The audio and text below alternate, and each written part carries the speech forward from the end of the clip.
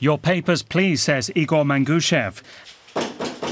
He and his men from a self-appointed militia group sift through a dilapidated house in the middle of Moscow without any legal authority. Migrants from Central Asia are thought to be hiding here. They are a source of cheap labor, often without valid papers.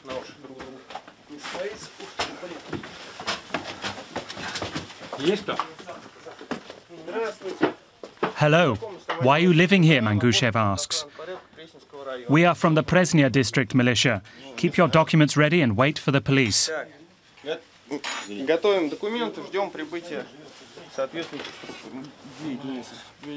Mangushev and his men do this week after week. Residents tip them off as to where migrants could be living.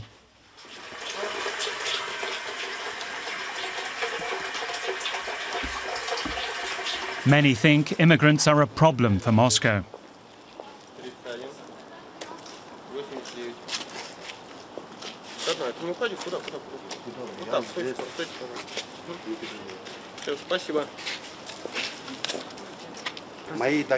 My papers are in order, this man tells me. He's mistaken me for a member of the militia. I ask him where he's from. Uzbekistan, he says. You came here for work, I ask. Yes, he says. Here in Moscow there are jobs. At home, it's difficult. Now he is desperate. Mangushev has called the police, and that means the man from Uzbekistan will probably be deported. This has nothing to do with nationalism, Mangushev says. It's about different civilizations. Central Asia is a region where fundamentally different rules apply than in Moscow. They don't make the slightest effort to accept our Russian rules or to integrate here. A survey by the last remaining independent Russian polling organization shows that many people in Moscow think like this. About 80% of Muscovites want the immigrants from Central Asia to be sent home. But it will be hard to imagine Moscow's construction boom without them. On many of the building sites, it's migrants who do the hard labor. And at this construction site on the outskirts of the Russian capital, they have now gone on strike.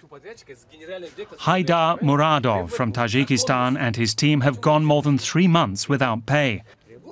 They are owed a total of more than 100,000 euros. But the man from the construction company, Dmitry Yarosh, says he knows nothing about it. There's probably not much Muradov and his workers from Tajikistan can do. They can't bring those responsible to account. That really shouldn't be happening, Yarosh says. We'll have to clarify that with our subcontractors. Who hired these people?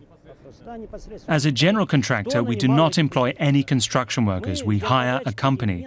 It pays its people, and it must also provide accommodation for them. The Tajik workers live in containers directly on the construction site. And Muradov says they have to pay for it, the equivalent of around 70 euros per month. He wants to show me how they live and leads me around the grounds. Cooking, eating, sleeping, they have everything they need in the containers.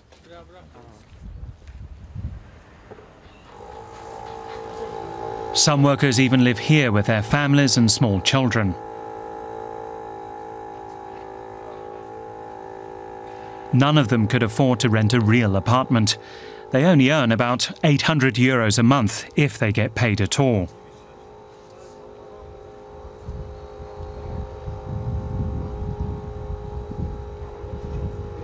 Times have got tougher, Muradov says. What do they still need us for? I've now been here in Russia for over 10 years. And we've built a lot everywhere you look. Now perhaps it's enough for them. Maybe they now want to chase us away. Hundreds of thousands of migrant workers live in Moscow. Some estimate there are about 2 million. They work in construction, as cleaners or nannies, as taxi drivers or street sweepers. And many are traders in the big outdoor markets. When they see that I'm filming here, many become nervous. Time and again, nationalists have attacked markets like this. And now the mood has changed, even among ordinary Muscovites. Hostility towards those who do not look Russian is growing. The Citizens Aid Organization has been observing this for a long time. Irina Ilina and her colleagues provide advice and medical help to migrants and refugees. This young man from Uzbekistan was brutally attacked and robbed by a group of Russians. He was about to transfer money to his family at home, money he earns as a tailor in Moscow. This activist translates the young man's story. He says the young man was tied up and driven to a forest where he was beaten. The activist, Abdusami Rakhmanov, says he feels migrants can be often attacked with impunity in Russia nowadays. The media are now constantly, he says, almost hysterically reporting about immigrants. This probably influences people, and that leads to this kind of harassment. This is probably the main reason.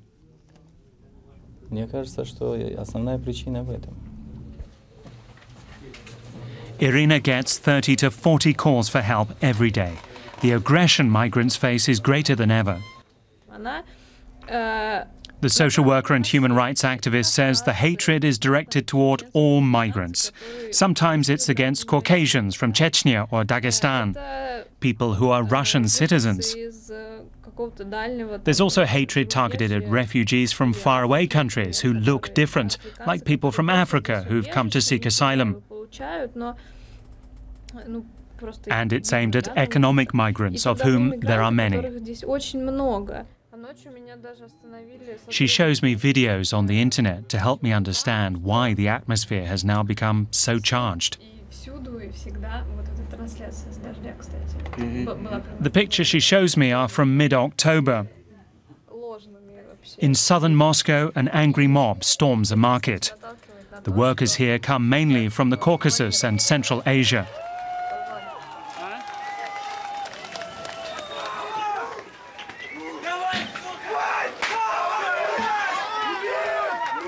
A few days earlier, a young Muscovite had been stabbed to death in broad daylight. There were reports a man who looked like he was from the Caucasus was to blame, and there were rumors he was hiding at the market. The police were slow to stop the rioters. But the next day, they arrested about 1,000 migrants to prevent further violence, the authorities said. Irina says that's always the way.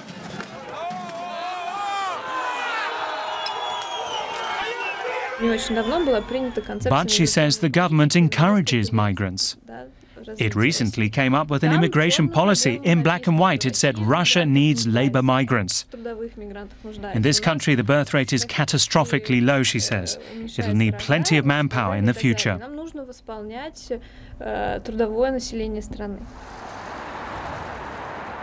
I am surprised that Russia's gone so long without a clear immigration policy. Immigrants from the former Soviet republics in Central Asia can come to Russia without a visa and stay for 3 months. But many stay longer and work illegally at their own risk, or because their employer bribes the authorities. Migrant workers are used to having no rights. Authorities say there are more than 3.5 million undocumented immigrants in Russia. The real numbers are probably much higher. Whenever public anger reaches boiling point, they are the scapegoats. And then there are official raids, inspections and waves of deportations. But usually nothing happens, Mangushev says. That was why he and his friends decided to take the fight against illegal immigration into their own hands. They've been doing this for the past 2 years. They have carried out more than 100 raids and filmed everything. Igor Mangushev shows me pictures of their last major action. They tracked down several dozen immigrants and handed them over to the authorities.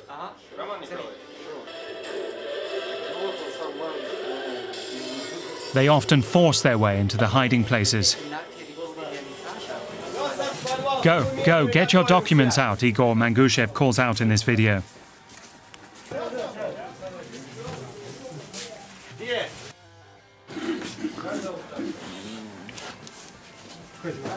All this is completely legal, he says. After all, they call the police as soon as they find migrant workers.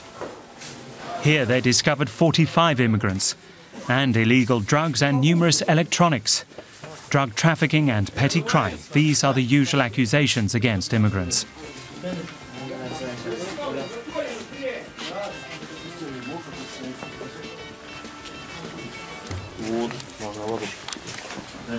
Igor Mangushev has called in the special police forces for help. Wearing helmets and bulletproof vests, they lead away the defenseless migrants. Igor Mangushev thinks he did the right thing.